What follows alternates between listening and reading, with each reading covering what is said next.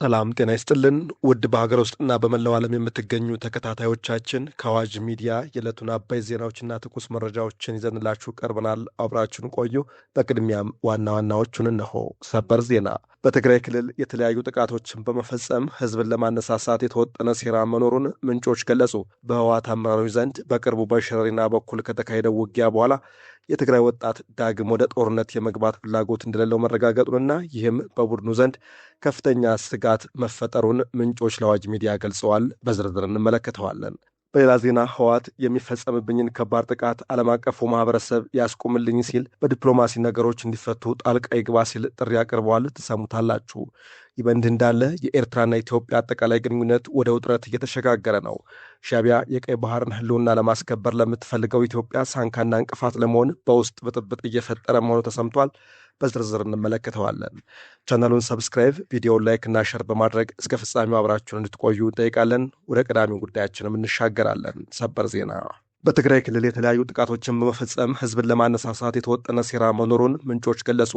በህወሓት አመራሮች ዘንድ በቅርቡ በሸረሪና በኩል ከተካሄደው ውጊያ በኋላ የትግራይ ወጣት ዳግም ወደ ጦርነት የመግባት ፍላጎት እንደሌለው መረጋገጡንና ይህም በቡድኑ ዘንድ ከፍተኛ ስጋት መፍጠሩን ምንጮች ለአዋጅ ሚዲያ ገልጸዋል። እንደ ምንጮቹ ገለጻ አመራሮቹ ቀደም ሲል የትግራይን ህዝብ በፕሮፓጋንዳ በማስፈራራትና የስነ ልቦና ጫና በመፍጠር ለተጨማሪ ግጭት ለማዘጋጀት ያደረጉት ጥረት ሳይሳካ ቀርቷል። በመሆኑም አሁን ላይ ህዝቡን በማስቆጣትና በቁጣ ወደ ውጊያ እንዲገባ ለማድረግ በገዛ ህዝባቸው ላይ የተለያዩ ጥቃቶችን ለመሰንዘር አቅደው እንቅስቃሴ እያደረጉ ይገኛሉ ነው የተባለው። ይህ ጥቃት እቅድ በትግራይ ተወላጆች ላይ ብቻ የተወሰነ እንዳልሆነ የሚጠቅሱት ምንጮች በተለያዩ የኢትዮጵያ ክፍሎች ብሔሮችና ሃይማኖትን መሰረት ያደረጉ ግጭቶችን በማስነሳት የንጹሐን ዜጎችን ደም ለማፍሰስ መታሰቡን አመልክተዋል። የዚህ እንቅስቃሴ ዋና ዓላማ ቀደም ሲል በኢትዮጵያ ህዝብ ዘንድ ውድቅ የተደረገውና ጽምዶ በመባል የሚታወቀውን ስትራቴጂካዊ ጥረት እንደገና ተቀባይነት እንዲያገኝ ማድረግ እንደሆነ ተጠቅሷል።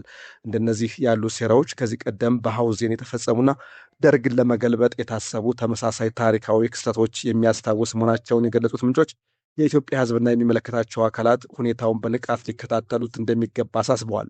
በቀጣይ መረጃችን ህወሓት የሚፈጸምብኝን ከባድ ጥቃት ዓለም አቀፉ ማህበረሰብ ያስቁምልኝ፣ በዲፕሎማሲ ነገሮች እንዲፈቱ ጣልቃ ይግባ ሲል ጥሪ አቀረበም። ህወሓት የዲፕሎማሲ ጣልቃ ገብነት ጥሪ አቅርበዋል።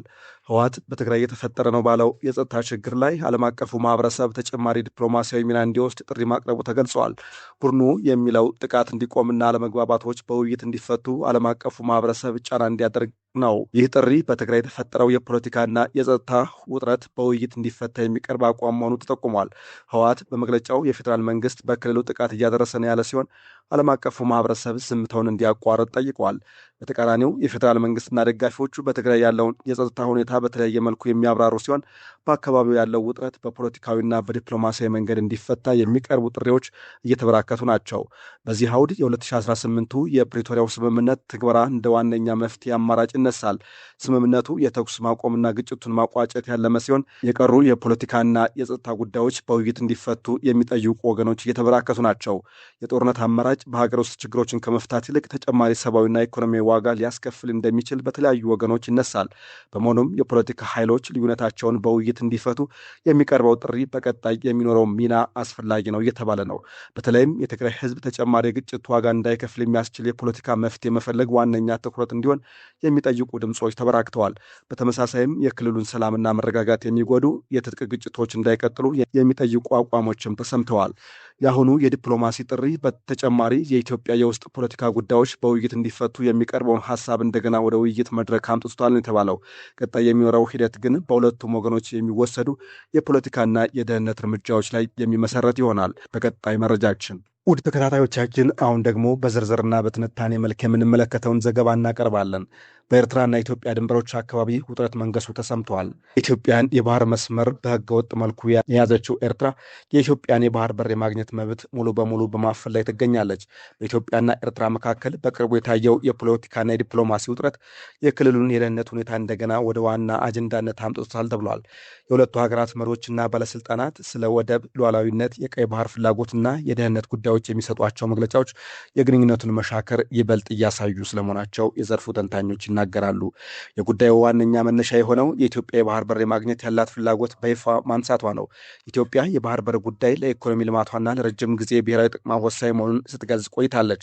በተቃራኒው ኤርትራ ደግሞ የቀይ ባህርና የወደቦቿ ጉዳይ ከሉዓላዊነቷ ጋር የተያያዘ በመሆኑ በውጭ ጫና ሊወሰን እንደማይችል ገልጻለች። ይህ የፍላጎት ልዩነት ከዲፕሎማሲያዊ ንግግር ባለፈ የደህንነት ስጋትንም እያሳደገ መጥቷል ነው የተባለው። በተለይ ኤርትራ በኢትዮጵያ ውስጣዊ ጉዳዮች ጣልቃ ትገባለችና ለተለያዩ ታጣቂ ኃይሎች ድጋፍ ታደርጋለች የሚሉ ክሶች ከኢትዮጵያ በኩል ተነስተዋል። ኤርትራ ግን እነዚህን ክሶች በመቃወም የኢትዮጵያን መንግስት የውጭ ጫናውን ለማስረዳት ኤርትራን እየጠቀሰ ነው የሚል አቋም ሲያራምድ ቆይቷል። ሆኖም ግን ኤርትራ ጽምዶ የሚል ስብስብን በመሰብሰብ የኢትዮጵያን መንግስት ለማተራመስና ለመፈንቀል እየሰራች መሆኑን በተጨባጭ መገለጹ ይታወሳል። በቅርቡ ደግሞ የሁለቱ ሀገራት የቃላት ግጭት ወደ ቀይ ባህር ጥያቄ ይበልጥ ተሸጋግሯል። የኢትዮጵያ መንግስት በወደብ ጉዳይ የውይይትና የድርድር አማራጭ እንደሚያስፈልግ ሲያስገነዝብ የቆየ ሲሆን ይህም ጉዳዩ በኃይል ሳይሆን በድርድርና በስምምነት እንዲፈታ የሚቀርበውን አቋም እንደሚያሳይ ነው የሚነገረው። በዚህ ወቅት ጠቅላይ ሚኒስትር አብይ አህመድ የባህር በር ጉዳይ ለኢትዮጵያ የረጅም ጊዜ ብሔራዊ ጥቅም መሆኑን በተለያዩ ንግግሮቻቸው አንስተዋል። ለጉዳዩ የሚደረገው አቀራረብ የውይይትና የሰላማዊ መፍትሄም አማራጮችን መጠቀም እንደሚገባውም ተጠቅሰዋል። ኤርትራ በኩል ግን የኢትዮጵያ የባህር በር ፍላጎት በኤርትራ ሉዓላዊነት ላይ ጫና ሊያሳድር ይችላል የሚል ስጋት ይታያል። የሁለቱ ሀገራት ውጥረት በድንበር አካባቢ የወታደራዊ እንቅስቃሴ ተጨምሯል በሚሉ ሪፖርቶች ውስጥ ይበልጥ ተጠናክሯል። የዚህ ውጥረት ሌላው አስፈላጊ ገጽታ የክልሉ የጂኦፖለቲካዊ ውድድር ነው። ቀይ ባህር ከአውሮፓ፣ ከእስያ፣ መካከለኛው ምስራቅና አፍሪካ የሚገናኙበት ወሳኝ የንግድና የደህንነት መስመር በመሆኑ ብዙ ሀገራት በአካባቢው ስትራቴጂካዊ ፍላጎት አላቸው። ይህም የኢትዮጵያና የኤርትራን ጉዳይ ከሁለቱ ሀገራት ግንኙነት በላይ የሚያሰፋው አንዱ ምክንያት ነው እየተባለ ነው። ግብፅም በዚህ የክልሉ ጂኦፖለቲካ ውስጥ ተዋናይ የሆነች ነው። ካይሮ ከኢትዮጵያ ጋር በአባይ ውሃ አጠቃቀምና በታላቁ የኢትዮጵያ ህዳሴ ግድብ ዙሪያ የረጅም ጊዜ አለመግባባት አላት። በተጨማሪም ግብፅ ከኤርትራ ጋር ያላት ግንኙነት በቀይ ባህርና በአፍሪካ ቀንድ የሚኖራትን ስትራቴጂካዊ ተጽዕኖ የሚያሳድግ መሆኑ እየተገለጸ ነው። በሌላ በኩል የእስራኤል፣ የአሜሪካ፣ የአረብ ኤምሬትስና የሌሎች ሀያላን ሀገራት ፍላጎትም የቀይ ባህርን ጉዳይ የበለጠ ውስብስብ አድርጎታል። የወደብ አጠቃቀም፣ የንግድ መስመሮች፣ የወታደራዊ መገናኛዎችና የክልሉ ደህንነት በአንድ ላይ ሲታዩ ቀይ ባህር ከፍተኛ የዓለም አቀፍ ውድድር ያለበት አካባቢ የሆነ መምጣቱ ተሰምቷል። ሩሲያ በአፍሪካ ቀንድ ያላትን የስትራቴጂክ ፍላጎት ለማስፋት በቀይ ባህር አካባቢ የሚኖሩ ድሎችን ስትመለከት ቆይታለች። ኤርትራ ከሞስኮ ጋር ያላት የዲፕሎማሲ ግንኙነትም በዚህ አውድ ይታያል። ሆኖም ሩሲያ በወደፊት በኢትዮጵያና ኤርትራ መካከል በሚፈጠር ችግር ምክንያት ሚና ትጫወታለች የሚለው አዎንታዊ ጉዳይ ነው። ሁለቱ ሀገራት ከደርግም ሆነ ከኢህአዴግ ዘመን ጀምሮ የተለያዩ የፖለቲካና የወታደራዊ ግንኙነቶችን አልፈዋል። ከ1990ዎቹ መጨረሻ የተካሄደው የድንበር ጦርነት በሁለቱም ሀገራት ላይ ከፍተኛ የሰውና የኢኮኖሚ ዋጋ አስከፍሏል። ከዚያም በኋላ ለረጅም ጊዜ ጠንካራ የፖለቲካ ተቃርኖ ውስጥ ቆይቷል። በ2018 ጎርጎሮሳውያን አቆጣጠር የተፈጠረው የሰላም መቀራረብ ግንኙነቱን ለጊዜው ቀይሮት ነበር። መሪዎቹ በመቀራረብ የሁለቱን ሀገራት ህዝቦች ተስፋ አሳድገዋል። ይሁን እንጂ ያ ሰላም ምዕራፍ ዘላቂ የፖለቲካና የደህንነት መዋቅር ሳይፈጥር መዳከሙ ዛሬ የሚታየውን ውጥረት ከሚያብራሩ ምክንያቶች አንዱ ነው። አሁን የሚታየው ተግዳሮት ግን ከሁለቱ ሀገራት ብቻ የሚያልፍ አይደለም። ኢትዮጵያና ኤርትራ ወደ አዲስ ጦርነት ቢገቡ የሚከተለው ተጽዕኖ በቀጥታ በአፍሪካ ቀንድ ላይ ሊታይ ይችላል። የሶማሊያ፣ የጅቡቲ፣ የሱዳንና የደቡብ ሱዳን የደህንነት ሁኔታም በተዘዋዋሪ ሊጎዳ እንደሚችል የዘርፉ ባለሙያዎች ያብራራሉ። በተለይም የሁለቱ ሀገራት ግጭት ወደ ቀይ ባህር ከተስፋፋ የዓለም አቀፍ ንግድና የባህር ደህንነት ላይ ተጨማሪ ጫና ሊፈጥር ይችላል። በአካባቢው ያሉ የውጭ ሀያላን ሀገራት ተሳትፎም ግጭቱን ከአካባቢው ችግር ወደ ሰፊ የጂኦፖለቲካዊ እንቅስቃሴ ሊቀይሩ እንደሚችል እያስጠነቀቁ ነው። የቀይ ባህር ጉዳይ በአንድ በኩል የኢትዮጵያ የባህር ፍላጎት ሲያንጸባርቅ፣ በሌላ በኩል የኤርትራ ሉዓላዊነትና የክልሉን የደህንነት ስርዓት የሚመለከት ጉዳይ ነው። በዚህ ላይ የግብፅ፣ የእስራኤል፣ የአሜሪካ፣ የሩሲያና የኤምሬትስ እና በሌሎችም ሀገራት ጥቅም ሲጨመርበት ጉዳዩ የአፍሪካ ቀንድ ውስጣዊ ጉዳይ ብቻ ሳይሆን ሰፊ ዓለም አቀፍ ስትራቴጂካዊ ውድድር እየሆነ መጥቷል። በመጨረሻም የኢትዮጵያና ኤርትራ የወቅቱ ውጥረት የሁለቱ ሀገራት ታሪካዊ ጦርነትና ከባድ ዋጋን አስቀድሞ አሳይቷል። ስለዚህ የአሁኑ ውጥረት ወደ አዲስ ግጭት ከመሻገሩ በፊት የውይይት መንገድ መከፈቱ ለሁለቱም ሀገራትና ለመላው አፍሪካ ቀንድ የሚጠቅም አማራጭ ነው ያሉ ነው የዘርፉ ባለሙያዎች። ውድ ተመልካቾቻችን ለዛሬ ያዘጋጀንላችሁ አበይት ዜናዎች እነዚህ ነበሩ። አዋጅ ሚዲያን ሰብስክራይብ በማድረግ ቤተሰብ ይሁኑ። ጤና ይስጥልን።